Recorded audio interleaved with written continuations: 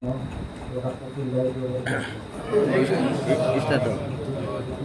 ونصلي على رسوله الكريم أما بعد أعوذ بالله من الشيطان الرجيم بسم الله الرحمن الرحيم আল্লাহ পাকের দরবারে শুকরিয়া আদায় করি যে আল্লাহ পাক আমাকে আপনাকে দুনিয়া করে হাজার রাসূলের মওজুদ হতে জিকিরের মজলিস জালিসুর রহমান বস্তির বাগানে আসার জন্য বসার তৌফিক দান করছেন সেই মহান মাবুদের দরবারে শুকরিয়া আদায় করি জবান করে বলে আলহামদুলিল্লাহ। আমার শাইখ বলেন যেদিন তুমি হারিয়ে যাবে মন এ বিরাট ভুবন অন্তরালে যাদের তুমি ডাকো আর ফিরিয়ে সে তো আর আসিবে চোখের সামনে থেকে দেখেন অল্প কয়েকদিন আগে জসিমাদের সাথে আপনার উনি বিরাট থেকে বিদায় হয়ে গেলেন ওনার জানা যায় আসলো মন্ত্রী ভাই উনিও বিদায় হয়ে গেলেন তার কিছুদিন আগে বেশ কিছুদিন আগে শূন্য ভাই বিরাট থেকে বিদায় হয়ে গেলেন। এই মানুষগুলা যতক্ষণ পর্যন্ত দুনিয়ায় ছিল অনেক কথা মান অভিমান রাগ গোসা উদয় মানে অনেক কিছুই হয় যতক্ষণ থাকে দুনিয়ার মধ্যে। একজন মানুষ যখন হারায় যায় দুনিয়ার থেকে তার নামে আর কোনো অভিমান কোনো অভিযোগ থাকে না। আজকের আমাদের এই আয়োজন বিশেষ করে চন্নু ভাই এবং আমাদের মন্টু ভাই সাথে আমাদের হাতের সাথে গ্রামবাস এই আজকের এই হালকা জিকিরের এই মাহফিলের যা কিছু হাদি আল্লাহ পাক দেন আমরা এই তিনজনের আমল নামার জন্য আল্লাহ পাক দেন আমরা সেই দোয়া করি সকলে বলি আমিন।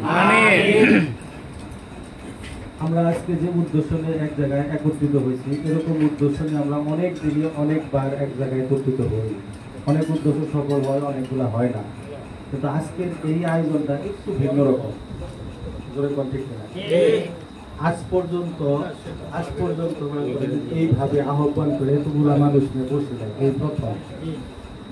হয়তো লোক হয়েছে ওয়াজ মাহফিল, এর আগে ওই সবচেয়ে বড় যে মাহফিলটা বলছিলাম মুক্তিপুরের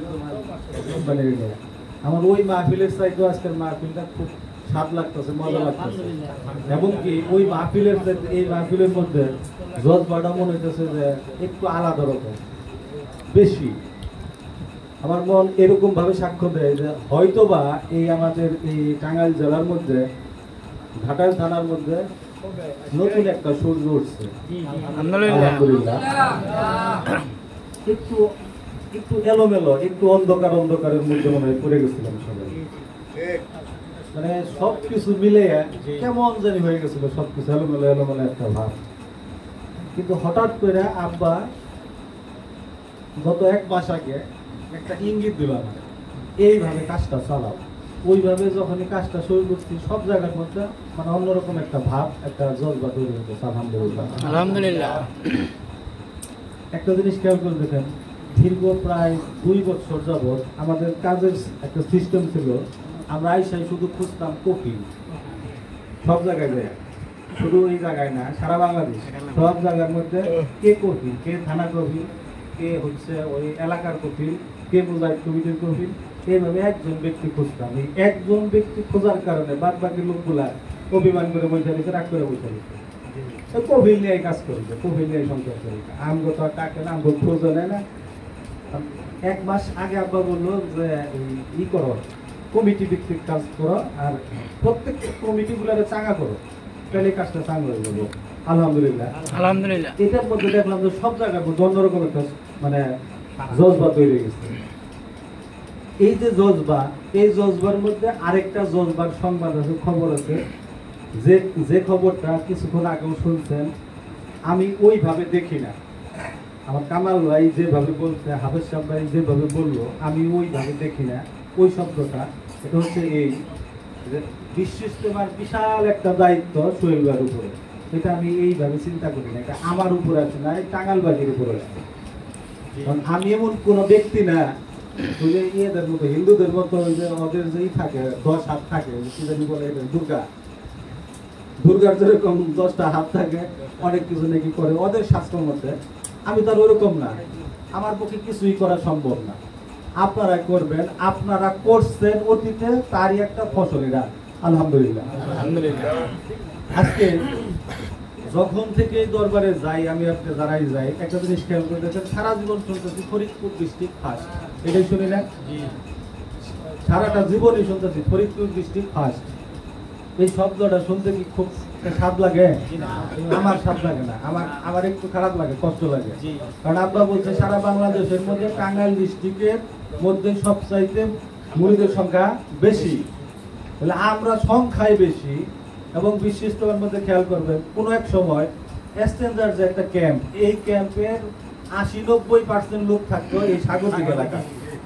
এই এলাকার টাঙ্গাইল ডিস্ট্রিক্ট বললেও ভুল হবে, কারণ ওই আমরাই হয়তো এই সাগরদিঘির পরে যদি কোনো কর্মী তৈরি হয়ে থাকে আমরা কয়েকজন হয়েছিলাম। এছাড়া টাঙ্গাইল জেলার তো কোনো জায়গা থেকে এক্সচেঞ্জার কর্মী যায় নাই। তাও ওই যে শফিকুল ভাই, তারপরে যে মানে আমার আরেক আত্মীয় আছে, ওনাদের মাধ্যমে এক্সচেঞ্জার ক্যাম্পে ঢুকলাম। কিন্তু মূল কাজটা কিন্তু ছিল সাগরদিঘি থেকে। সাগরদিঘি বলতে জুরদিঘি, পাহাড়াপাড়া সব মিলে সাগরদিঘি একটা সেন্টার, কেন্দ্রের মতো চলছে। এক সময় দেখা যেত যে ওই এক্সচেঞ্জার ক্যাম্পের 80% কাজগুলো হয়েছে এই সাগরদিঘি অঞ্চল থেকে, আলহামদুলিল্লাহ। এবং অন্য সেক্টরে খেয়াল করে দেখবেন যে ওই সেক্টরগুলোর মধ্যে আমাদের এই টাঙ্গাইল জেলার অনেক মানুষ কাজ করে। আমাদের এক কমান্ডার আছে, নাম হচ্ছে দুদু, নাগরপুরে। এর আন্ডারে কম পক্ষে 60-70 জন মানুষ টাঙ্গাইল জেলা থেকে কাজ করে। তাহলে এই জায়গার থেকেও কাজ করছে, ওই জায়গার থেকে সারা টাঙ্গাইলের মধ্যে থেকে কম পক্ষে 150 লোক সব ইজতেমার মধ্যে কাজ করতেছে, আলহামদুলিল্লাহ। কিন্তু হাইলাইটস হয় কোন জেলা? ফরিদপুর। কয়জন মানুষ ডিউটি করে ফরিদপুরে? করে না, খুবই কম। কিন্তু মূল যে নেতৃত্বটা এটা ফরিদপুরে আছে, আলহামদুলিল্লাহ। আমাদের কোনো হিংসা নাই, অভিমান নাই, অভিযোগ নাই, কিন্তু মূল যে একটা নেতৃত্ব আব্বার ডাইনে বামে আগে পিছে খালি ফরিদপুর। কিন্তু নিচের লেভেলের যে কাজটা সব টাঙ্গাইলের মানুষ, ব্যাঙের ছাতার মতো আমরা ব্যাঙের ছাতার নিচে থেকে গেছি। কিন্তু আমাদের দ্বারা ওরা এসে ফার্স্ট হইতে হবে সবসময়, সব দিক থেকে। অর্থনৈতিক দিক থেকে ফরিদপুর জেলা ফার্স্ট। অর্থনৈতিক যে দিকটা টাঙ্গাইল জেলার সাথে বেশি যায়, অন্য কোনো ডিস্ট্রিক্ট থেকে জীবনেও যায় না। কিন্তু আমাদের টাকাগুলো কিভাবে যাইতেছে এটার কোনো ইউনিটি নাই, এটার কোনো হিসাব নাই, সংখ্যা নাই, যাইতেছে। কিছু কিছু মানুষ সমন্বয়কারীর নলেজ দিয়ে যোগাযোগ করে যায়, এরকম কিছু হিসাব হয়। তাই আমরা 19 আর 20-এ গেছি, মানে একবার ফার্স্ট হয়ে গেছিলাম, আমরা প্রায় হয়েছিলাম আর কি, একবার ফার্স্ট হয়েছি। কিন্তু ওই একবার ফার্স্ট হওয়া আর মনে করেন যে সত্যিকার অর্থে টাঙ্গাইল যে পরিমাণ আমরা লোকজন আছি, যে পরিমাণ শক্তি, ওই শক্তির তুলনায় ফার্স্ট হওয়া হয় নাই। ওই শক্তির তুলনায় হয় নাই, হয়েছি ফার্স্ট, কিন্তু ওরা আত্মতৃপ্তি পাওয়া যায় নাই, কারণ যে পরিমাণ হওয়ার দরকার ওই পরিমাণ হয় নাই, কানের গোটা ফার্স্ট হয়েছে। এই জন্য আমি যেটা খেয়াল করি যে আজকে দেখেন এই আমার আপনার শাইখের নেতৃত্বে যেভাবে আমাদের এই কার্যক্রমগুলো চলতেছে, সব কাজের মধ্যে টাঙ্গাইল জেলার লোকগুলো অগ্রসর আছে, আলহামদুলিল্লাহ।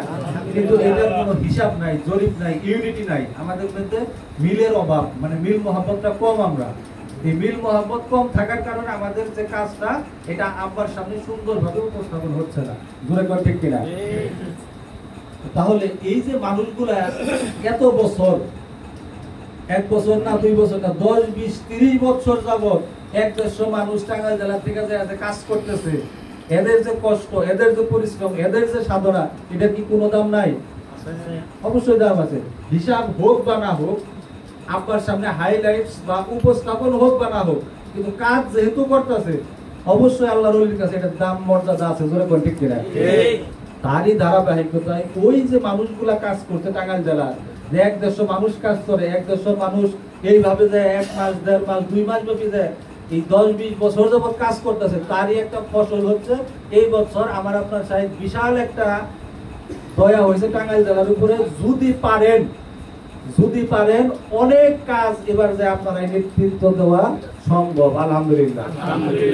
আমার কোনো কৃতিত্ব না যে আমি সমন্বয়কারী, আমার মাধ্যম আসছে না, এটা আমি কোনোদিনই চিন্তা করি না। কারণ এই পরিমাণ আশেক পাগল টাঙ্গাইল জেলার মধ্যে আছে যে এই টাঙ্গাইল জেলা দিয়াই বিশ্ব ইজতেমার মাঠ একদিন ভরবে, আব্বা বলছে, আলহামদুলিল্লাহ। আলহামদুলিল্লাহ। এই টাঙ্গাইল জেলার মানুষ দিয়াই ওই বিশ্ব ইজতেমার মতো 2-3টা বিশ্ব ইজতেমা চালানো সম্ভব, যদি আমাদের মধ্যে ইউনিটি তৈরি হয়, মিল মহব্বত তৈরি হইলে পরে এই বিশ্ব ইজতেমার মধ্যে যা কিছু লাগবে সবকিছু টাঙ্গাইল থেকে সম্ভব।